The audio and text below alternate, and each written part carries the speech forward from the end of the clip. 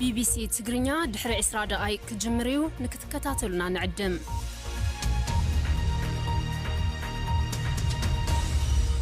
كون سجنتا BBC أفان أوروموتي نولين ترى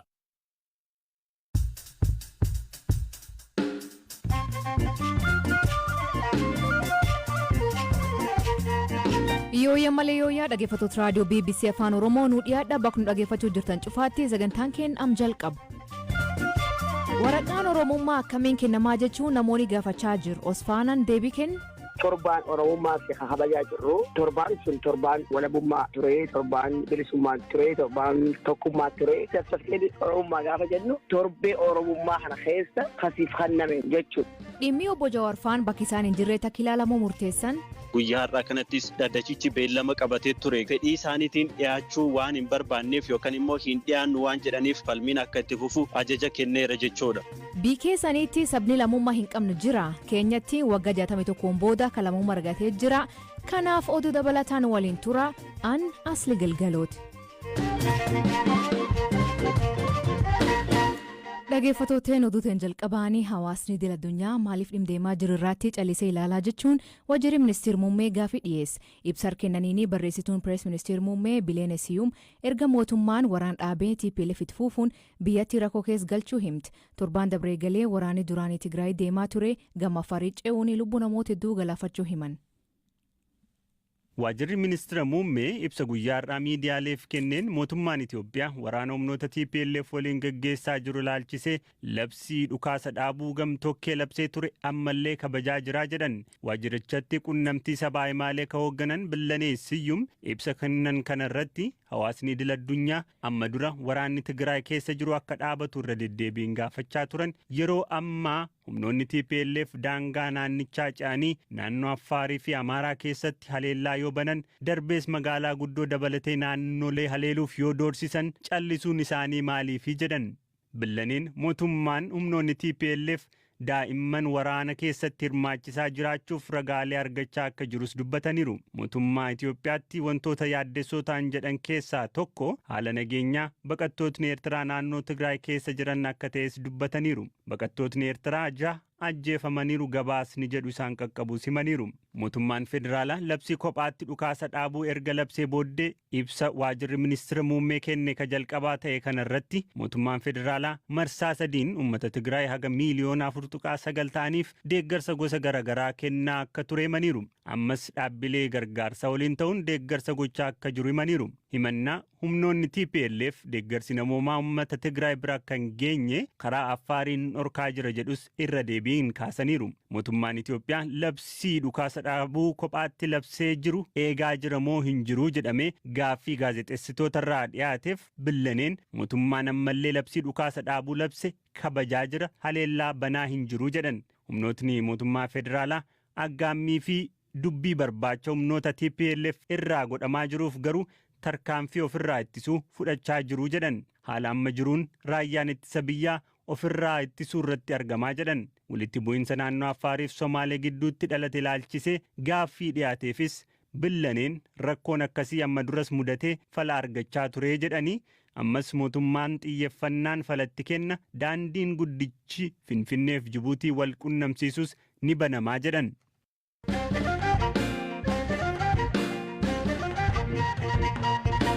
Waldhibdee naannoo Afaarii fi naannoo Somaalee hordofee qacufamee daandiin Jibuutii irraa Finfinnee geessu ammallee hin banamne.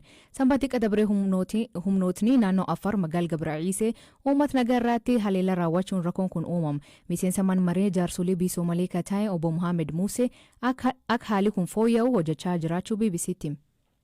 እዚህ አሁን ገርበዒስ ያልሽው ቦታ ቅዳሜ ዕለት ማለት ነው ከፍተኛ ጭፍጨፋ ነው የተፈጠረው። ገርበዒስatti dilbata galgala dhumaati guddaatu raawwatame. Kanaan kan dheekkaman dargaggoonni qaamoleen yakka gara jabinaa kana raawwatan seera duraa akka dhiyaatan gaafachuuf daandii cufaniiru.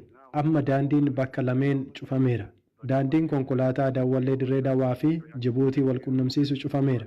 Daandiin baaburaas cufameera. Haalli jiru kanadha. Kan biraa immoo har'aa guutummaa naannoo Somaalee keessatti yakka suukaneessaa kana balaaleffachuun hiriirri gaggeeffameera. Sanbata xiqqaa erga ta'een sun raawwatee bulee dilbata daandiin cufamee hanga ammaa guyyaa 4 ta'a. erga cufame. Daandiin konkolaataa fi baaburaa bakka adda addaatti cufame malee bakka tokko lamatti qofaatti miti kan cufame. Amma gaa ta'iin sun raawwateera. Gocha gara jabinaa hamaadha.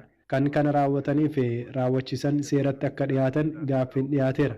Mootummaan naannoo Somaalee uummata haleellaa akkasiirraa eeguuf gaafatama waan qabuuf kan akka ba'u gaafanneerra. Isaanis dirqama keenya kun akka hin deebine ni hojjenna jedhaniiru. Dargaggootni bu'uura misoomaa kana egaa hunduu akka irraa fayyadamu mariisisaa akka gadhiisan walii galchaa jirra.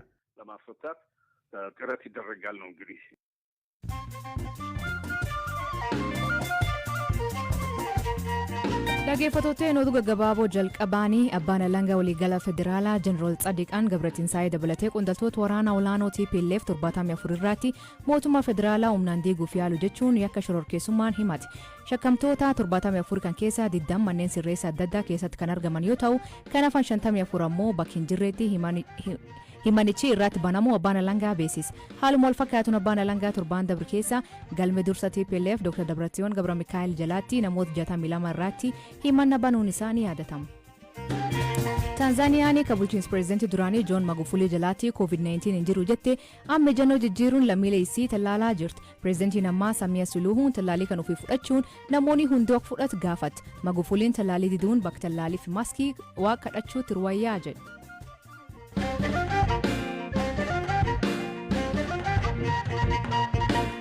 Federeeshiniin kubbaa miilaa hawaasa Oromoo Ameerikaa Osfaanan qophii isaa waggaa 25ffaa irratti dubartoota oolmaa oolan jedheen jajabeessuu fi galateeffachuuf waraqaa raagaa kennee tibbanaa dubbii ijoo miidiyaa hawaasaa ta'e. Sagantaa kan irratti namoonni garii waraqaa Oromummaa badhaafamuun miidiyaa hawaasaa irratti maxxansaa turan.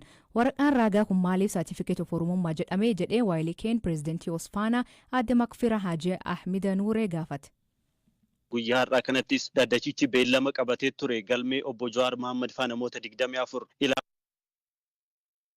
waraqaan dhugaadha. Guyyaa dubartoota irratti dubartoota mata dureedhaan hoggaa dabre kanaa fi san dura yeroo gabaabaadhaaf jechuudha. Uummata keenyaaf sagalee ta'uun diyaaspooraa keessatti fi biyya keessatti illee karaa sooshaal miidiyaatii fi karaa miidiyaa adda addaatiin warra sagalee tahaa fakkeenya ijoollee dubartoota malafaa haatu fakkeenya tahaa turan xiqqoo isaanii jechuudha. Nama hedduullee miti Oromoon dubartoota hedduu jabdoota gootota qabdi.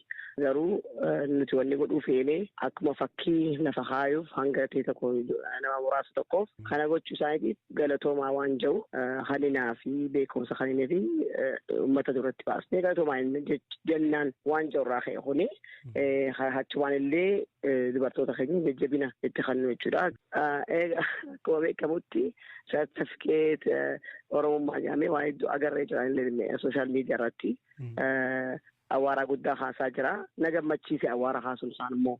Namni baay'een sartifikeeta yookaan waraqaa ragaa Oromummaa jedhamee namootaaf kenname kana wayita argu miidiyaa hawaasaa irratti namni Oromummaan akkamitti namaa kennamaa yookaan qaamni tokko nama muraasa wayitiif Oromummaa kennaa jedhee yaade. Amma waraqaa ragaa san irratti wanni barreessitan sartifikeeta Oromummaa inni jedhu Oromummaa isinii kennine akka jechuutti miti kan isin kennitaniif akkamitti hubattaniit maqaa Oromummaa jedhu sana sartifikeeta Oromummaa jettanii dhiyeessitaniif. Torbaan Osfaanaa kun torbaan Oromummaa takka beekamutti. Kanaaf sartifikeeta Oromummaa gaafa jennu torbaan Oromummaa kana keessatti waan kennameef malee Oromummaan dhiigaanii akka waan afsii beelutti malee Oromummaa waan namni sitti kennuu fi waan namni sirraa bulquu miti. Oromummaa ittiin dhalatta. Sirraa hin baasee hojjette waan baastee darbuu dandeessu miti waan guyyaa duraa rabbiin siif qoodee siif kan eenyummaa keeti Oromummaan. Kanaaf haala adda addaatiin hiikkatee warri diina Oromootiif tokko tokko awwaara haasaa jira. Saniifillee ajandaa ta'uun keenya waan guddaa jee yaadanii every year torbaan sun torbaan itti maqaa itti moggaafamee jira. Torbaan walabummaa ture, torbaan bilisummaa ture, torbaan tokkummaa ture. torbee kana immoo yookaan kana torbaan Oromummaa inni. So simply certificate Oromummaa gaafa jennu torbee Oromummaa kana keessa kasiif kenname jechuudha. Yoo namni amma gubbaa ilaalee fiigani malee yoo jala gabbu'ee ilaalee jechaa jira. Beekumsa hojii ati uummata Oromootiif hojjetteef Oromoodhaaf yeroo Oromoo protest goonuu fi waa'ee Oromummaa keenya irratti gaafii dhufte kana irratti duula nurratti baname kana irratti qabsoo nuti goonu san keessatti gahee guddaa taphachuu keetiif galatoomii waan jedhu beekumsa si haynee kaja'u kan hin dubbisne namni gubbaa sartifikeeta Oromummaa kaja'u kana ilaalee fiida qabatee fiigaa jechuudha. Amma wanna akkaataa namni ittiin miidiyaa hawaasummaa gubbaatti hubate gaafa argitan jecha kanatti fayyadamuun keenya dogoggoradha jecha biraa yookaan hima biraatiin waraqaa ragaa kana kennuu hin dandeenya ture jettanii hin yaadne ergasii. Dhugaatitti himuuf akkasillee yaadne wanni takka walii yaade yoo jiraate yoo uummata konfiyuus godhe meebii sartifikeeta Oromummaa wiiksan yoo itti hidhaane silaa namaaf kireefni taa'ee yaadee ture Oromoof jechuudha.